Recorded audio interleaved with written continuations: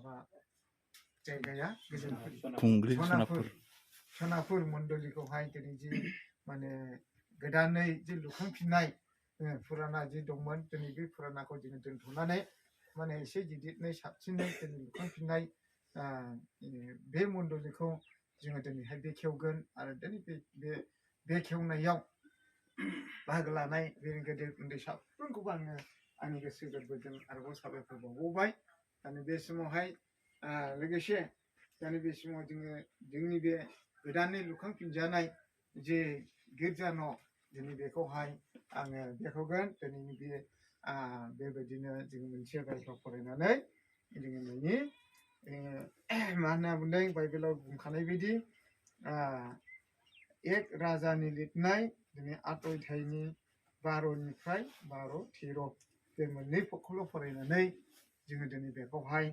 दिनै बेखेवगोन फोरबोखौहाय बाख्नायनानै जोङो आर'ज खालामनानै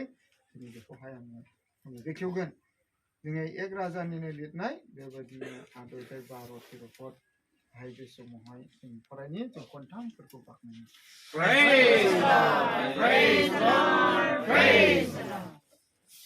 बे समाव सल'मना बेबायदि आर'ज खालामदों फोरबो नोङो आकाशाव सानखौ नुजाहोबाय अब्लाबो नोङो खोमसि दरसि जोमैयावसो खामिनो सायख'बाय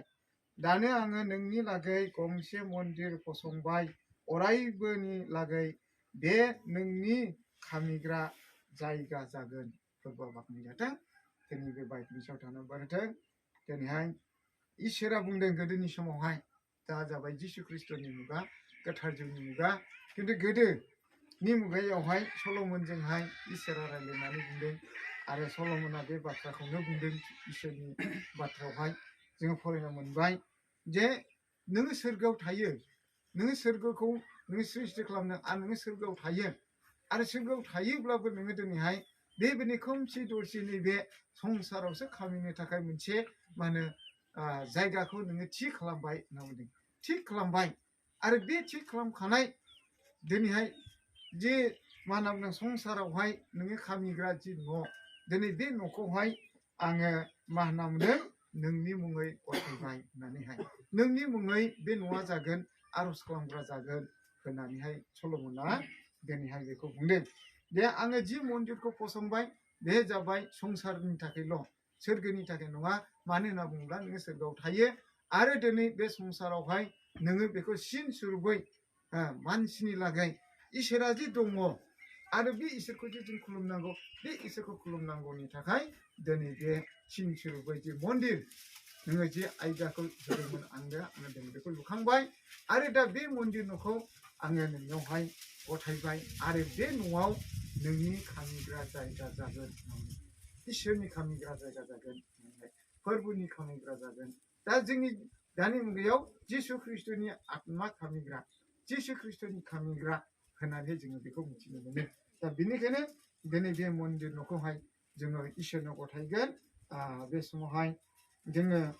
फोरबोखौ खनथाम बाख्नायगोन आरो आङो आर'ज खालामगोन प्रार्थना खालामगोन दिनै बे मा होनो न'आ इसोर खामिग्रा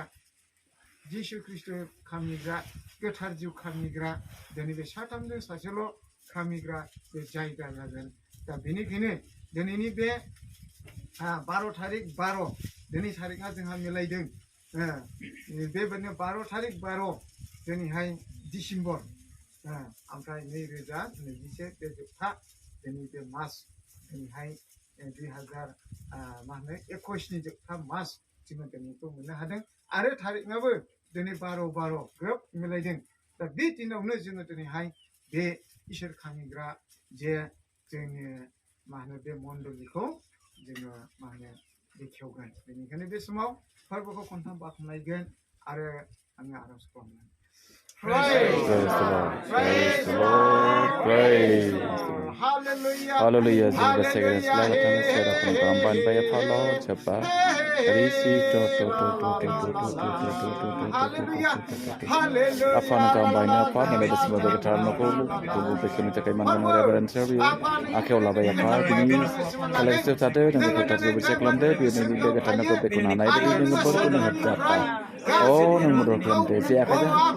जोंखौ हागोन दे बिनि सायाव गोथार खालामखाबोदों आरो मा जोंनि औ सोरहा माबायदि लामायाव थांदों अ आफा बेबायदि प्रभु इसोरनिफ्राय नोङो नायहरो होननानै नोंनि थांबायखौ जोङो मिथिदों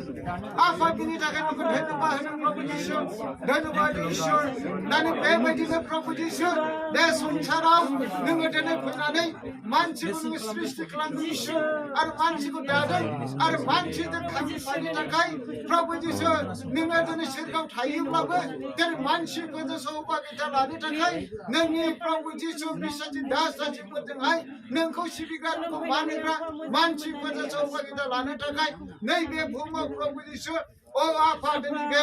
आफा दिनै अ नंबां जाबां न'खौ प्रभु इसोर नोङो दिनै दाहोबाय नोङो दिनै लुहोबाय प्रभु इसोर आफा नोंनि बिसासि दास दासिफोरनि दारैहाय बिनि थाखाय आफा नोंखौ हामबाय होनदों दिनै प्रभु इसोर बे न'आव प्रभु इसोर नोंनि खामिग्रा न' जागोन नोंनि गोथां बाइखौ लिरदों आरो बे न'आव प्रभु इसोर नोंनि गोबां नोंखौ फोथायग्रा बिसासि दास दासिफ्रा प्रभु इसोर ज' जागोन आरो बे न'आवनो फैनानै नोंनि मुङाव प्रभु इसोर आर'ज खालामगोन बे न'आवनो फैनानै नोंनि नामखौ गौरब खालामगोन नोंनिखौ बाख्नायगोन प्रभु इसोर बे नोंनि बिसाफ्रा बिनि थाखायनो आफा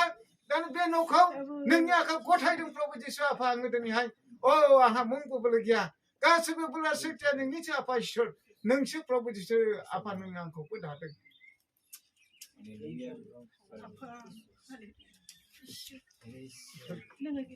आंहा मुंबो बोलो गैया नोंनि आखायाव गथायदों बे न'नि सायाव प्रभु इसोर आसिरबाद बे न'खौ नोङो दिथा खालाम जाहाथे आफा गोबां सोमोनांथाव खामानिखौ प्रभु इसोर जादों खावबाय दिनै बे गासैबो प्रभु इसोर न'आ आफा खामि फैग्रा साफ्रोमबोनि प्रभु इसोर आरो दै खोनासंग्रा नो गोथां इसोर बेनिखायनो प्रभु इसोर दिनै बे न'खौ नोंनि आखायाव गथायदों प्रभु इसोर नोङो दिनै बे न'नि समाव अरायबो नों दिथा होदो बे सोरगोनिफ्राय अरायबो नायहरदो अ आफा दिनै जायफ्रा आर'ज फैगोन खालामफैगोन बिसोरनि गासैबो आर'जखौ नोङो दिनै फिनदो बेनिखायनो आफा बे न'खौ दिनै प्रभु नोंनि खामिग्रा जायगा होननानै आफा आङो दिनै डिक्लेयार खालामबाय नोंनि मुङाव प्रभु जिसु नोंनि मुङाव प्रभु जिसु नोंनि मुङाव प्रभु आर'ज खालामग्रा जायगा होननानै प्रभु जिसु आफा दिनै अल इन्डिया बड' ख्रिस्टियान चार्च एस'सिएशननि जानानै अ आफा नोंनि आखायाव प्रभु जिसु गथायबाय बे गासै प्रार्थनाखौ जोंनि सा सल' बासायग्रा नासरते जिसु ख्रिस्ट'नि मुङाव आर'ज खालामबाय Praise the Lord. Praise the Lord. Praise the Lord.